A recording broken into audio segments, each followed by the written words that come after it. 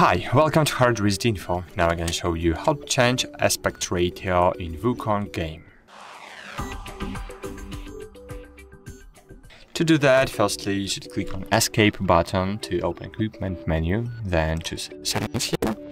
Afterwards, on the left panel choose Display, and here you can find Aspect Ratio. And here we can choose between 16:9, 21:9 or automatic.